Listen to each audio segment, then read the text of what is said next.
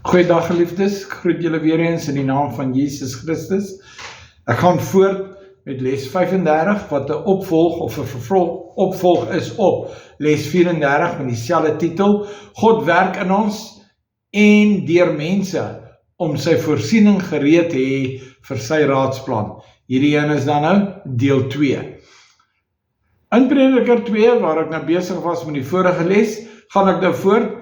Hy sê, die man wat nie welbehaaglik is vir die Here nie, wat nie luister nie, en sy eie raadsplanne volg, en niemand anders vra vir raad nie, allermins God. Nou wanneer hy agterkom dat hy begin te vergeefs hard gewerk het en al die skatte bymekaar gemaak het, en dis die einde van sy lewe, en hy kan nie voor God gaan staan met 'n rein hart nie. Want hy ken nie eers God nie. Dan begin hierdie goed hom pla. Dan gaan hy begin sê, soos die volgende in Prediker 2 vers 18, ek het al my arbeid gehaat, wat ek onder die son met moeite verrig het, dat ek dit moet oorlaat aan 'n mens wat na my sal kom. En wie weet of hy 'n wyse sal wees of 'n dwaas? Tog sal hy heers oor al my arbeid, wat ek met moeite verrig en met wysheid verwerf het onder die son. Nou sê die boek Prediker, dis nou Salomo wat hy geskryf het onder die salwing vir die Heilige Gees, glo ek. Hy sê dat ook te vergeefs, ook dit is te vergeefs. En dan gaan hy voort en sê, daarom het ek, in vers 20, het ek my begewe om my hart aan wanhoop oor te gee, vanweë al die arbeid wat ek met moeite verrig het onder die son, want daar is 'n mens wat hom met wysheid en kennis en bekwaamheid vermoei het. Tog moet hy dit oorgee aan 'n mens wat daaraan geen moeite bestee het nie. Ook dit is te vergeefs en 'n ewel. Hoor nou mooi, die woord te vergeefs. 'n gejaag na wind. 'n ewel.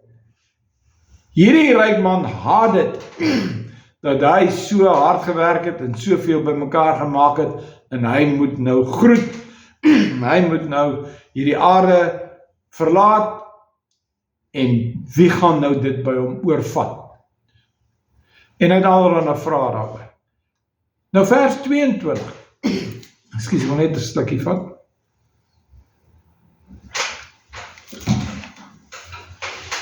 Vers 22 sê, want wat het die mens vir al sy arbeid, en vir die strewe van sy hart, die strewe van sy hart waarvoor hy hom vermoei het. En hy praat elke keer, praat hy van onder die son. Ek lees dit net weer. Hy sê, my arbeid en die strewe van my hart waarmee ek my vermoei het onder die son, want al my dae is smarte en my bemoeienis is verdriet. Selfs snags rus my siel nie. My hart is nie te rustig nie. Ook dit is te vergeefs. Te vergeefs om jou hele lewe te gewy het en te gesweet het onder die son. En dit is te vergeefs. Is 'n verskriklike gedagte om jou lewe mee af te sluit. Dit is so onvervuld. Daar is vervulling vir die mens. Ek kom nou daarby. Die boek Prediker 2 vers 25 sê 'n belangrike ding. Hy sê, want wie kan eet en wie kan geniet sonder God?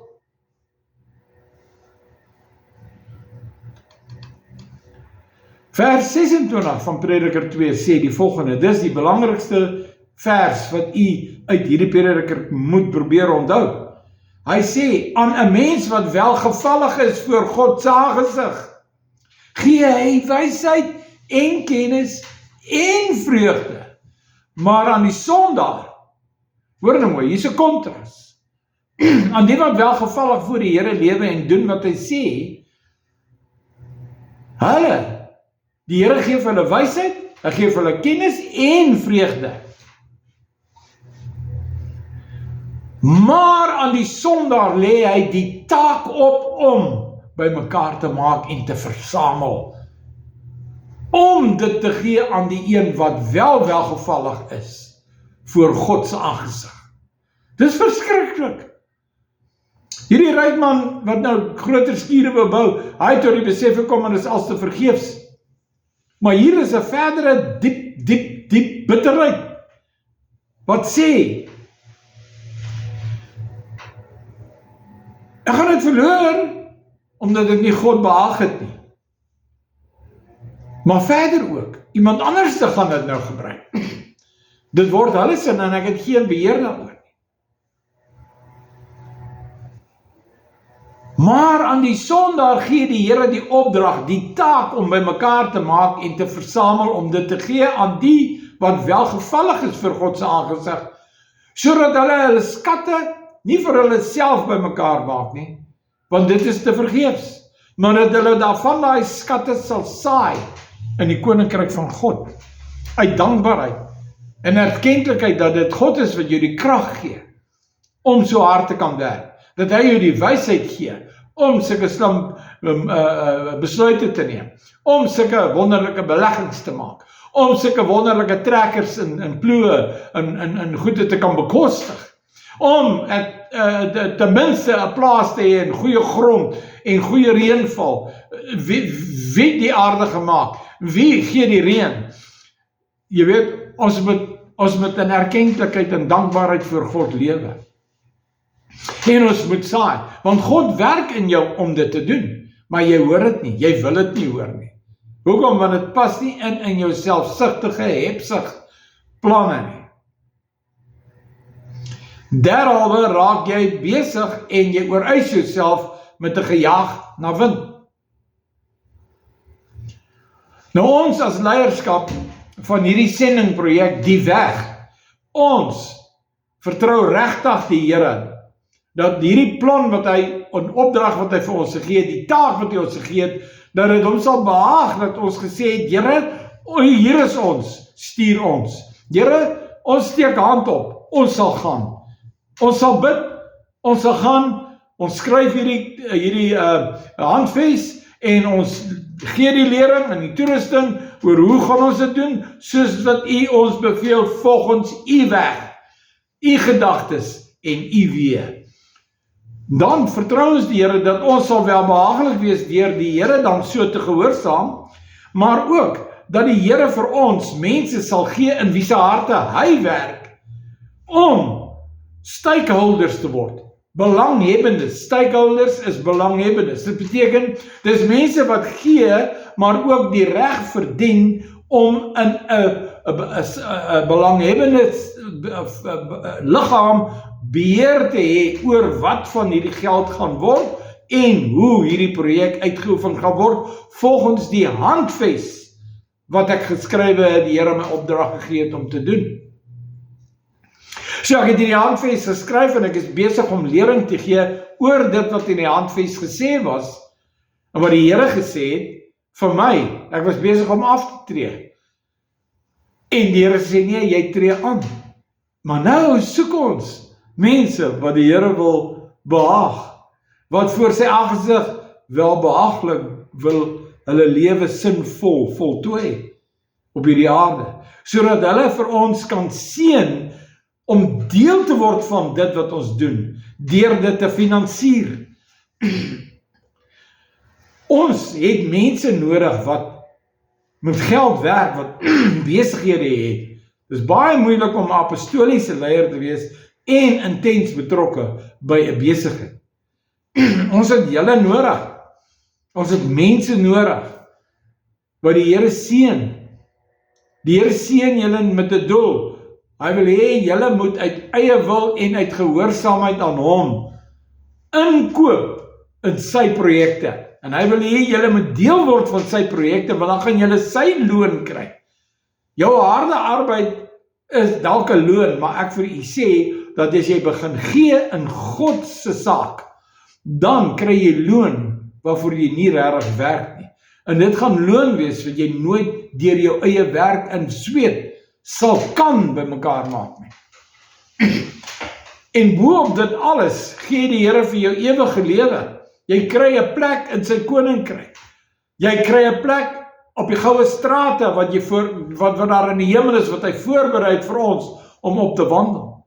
Jy kry die eer om 'n kind van God genoem te word, en om in sy koninkryk te kan dien, en kan sê, ek is 'n deelgenoot van wat die weg gedoen het, die weg se mense gedoen het. Ek is op hy span. Ek het inspraak, ek het insaag. En ons soek sulke mense wat belanghebbend is. Die Engels is stakeholders. Enige groot organisasie, sê nou maar soos 'n consortium van dokters of 'n consortium van onderwysers in Christenskole en skole vir spesiale opvoeding en wat ook al daai moet stakeholders nodig hê, en daai mense is soos 'n beheerraad wat seggenskap het oor hoe daai geld spandeer is, dat hulle insaal sal hê in die boeke. Maar dat ons geld nodig het om hierdie weg uit te dra van Suid-Afrika na die res van die wêreld, tot die uiteinde van die wêreld. Daarvoor het ons miljoene dollar nodig, gaan dit nou vir u noem. Nou hierdie vers 26 van Prediker 2 is uiters belangrik. Aan die mens wat welgevallig is voor sy aangesig, gee hy wysheid en kennis en vreugde, maar aan die sondaar lê hy die taak op om bymekaar te maak en te versamel om dit te gee aan diegene wat wel God gehoorsaam en welgevallig lewe voor sy aangesig in gehoorsaamheid, om die skatte nie vir jouself bymekaar te maak nie, maar die skatte wat God laat bymekaar maak deur mense, om dit te bestee vir God se saak, om sy bruid voor te berei, om sy kerk te herskik, om sy kerk te reformeer, om sy kerk herop te bou, dat dit sal gaan oor die voetspore van Jesus Christus, dat die kerk sal terugkeer om dit presies te doen, soos wat Jesus dit gedoen het, en dit nie 'n menslike institusie maak, en self alles uit te werk. God het die voorbeeld gegee, deur sy seun, en God wil hê, ons moet terugkeer na Jesus Christus se voetspore. God se woord sal nooit verander nie. Jesus se voetspore en voorbeeld sal nooit verander nie. So, God het 'n taakspan.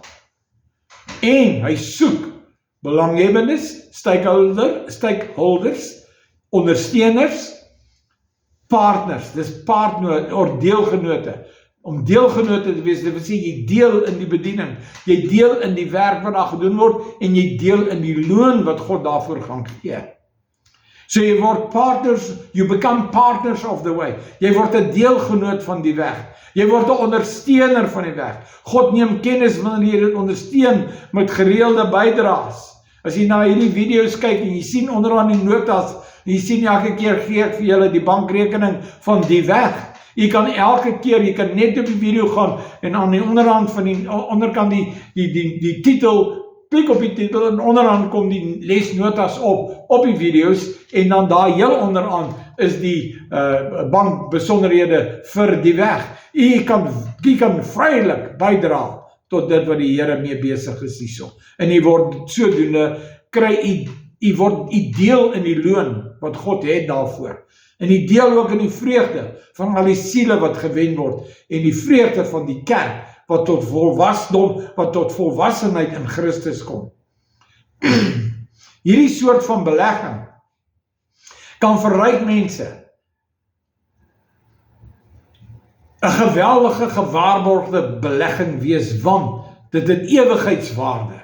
En as jy jou oë uitvee, dan deel jy in dit wat in die hemelse vreugde, waar hulle juig en jubel oor elke siel wat gered word, en jy word deel daarvan. Ons glo, ons as leiers van die weg, en ons wat op die weg taakspan is, ons glo dat die Here reeds sulke mense opgerig het en hulle harte voorberei en hulle in plek gesit het juis hiervoor. Ons glo dit. Dis Efesiërs 2 vers 10 wat sê, God het dit voor, hy het dit bepaal, hy het dit beplan, hy het dit weggesit vir hierdie doel. Ons glo en voorsien dat God reeds wêreldleiers selfs, groot wêreldleiers, asook welgestelde sakemanne, bestem het om sinvol en wys te werk te gaan met die opbrengs en die suksesse wat hulle van die Here gekry het, waarmee die Here hulle vertrou het, wat die Here aan hulle toevertrou het. Ons gebed is om mense te vind wat gehoorsaam wil wees aan God se werking.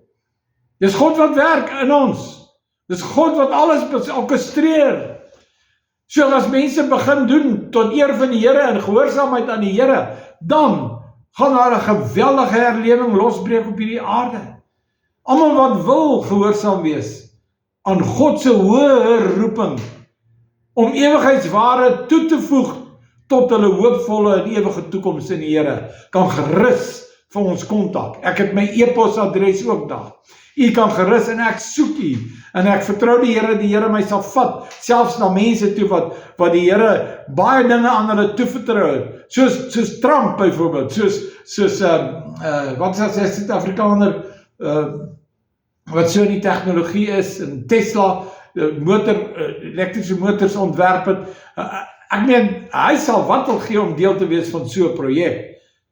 En dit is wat ons beplan, en ons bid daarvoor dat die Here hierdie mense ook sinvol besig deel te maak van hierdie grootse plan van God, om siele te wen, om sy kerk te restoreer. En ons weet dat dit gaan baie geld kos. Ons weet dit, maar ons weet ook dat die Here gaan voorsien. Dis sy werk. Nou hier is die begroting. Die aanvanklike teikenbedrag wat voorsien word vir die lansering van hierdie projek word beraam op 1.6 miljoen $. Dis ongeveer 28.8 miljoen rand. Dis baie geld.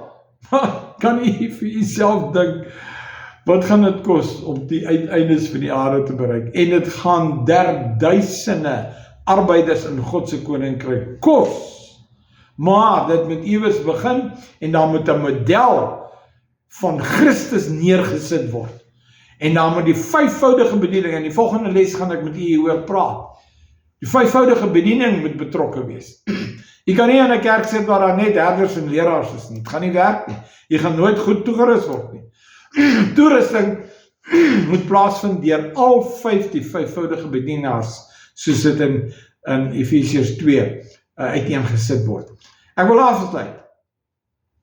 Ons gaan 'n verdere begroting vir van die jaar, dis vir die jaar 2025 tot 2035.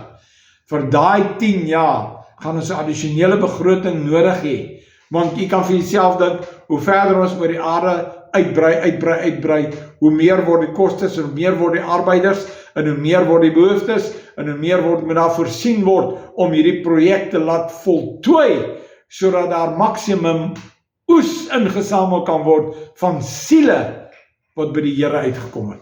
So daai begroting is waar sê nou, beraam ek op 2 miljoen $. En hoekom is dit so baie? Omdat teen daai tyd gaan dit ontsettend wyd uitloop en baie mense sal moet finansier word. Daar's materiaal by betrokke.